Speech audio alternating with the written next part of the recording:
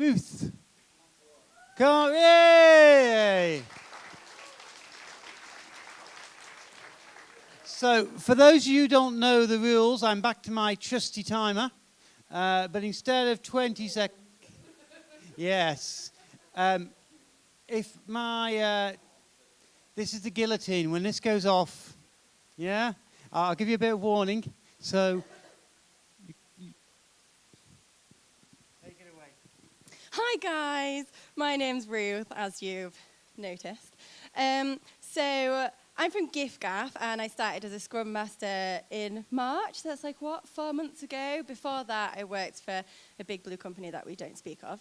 And what I wanted to talk to you about today was back to basics. And the basics are working agreement, definition of ready and definition of done.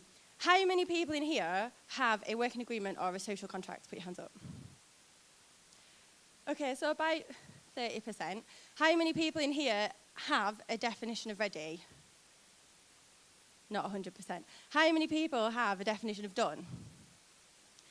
It seems funny how the same people who have the working agreement have a definition of ready and a definition of done. If you don't have one, boy, are you missing out. So I started March the 3rd and was put onto one of my first teams, and they were going really, really well. And they were just missing a little something, and I couldn't quite work it out. And then we got into a room, and I realised after about 2 or 3 sprints, because I was observing it first, why are you not, you've had a story that's in here for 3 sprints, what is going on? What is your definition of ready?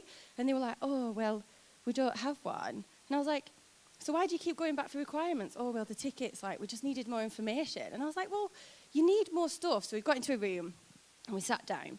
And we worked out that actually we weren't getting the information that we needed from the product owner, and the product owner wasn't getting the information they needed from a third party. So we were bringing stuff in, and it wasn't even ready to work on because we're still working for more stuff. And the importance is there. You need to know what you need to have as ready, because otherwise you're just going to end up bringing stuff into sprint or bringing it onto your board, and you're not going to be able to finish what you're doing. And the same with the definition of done.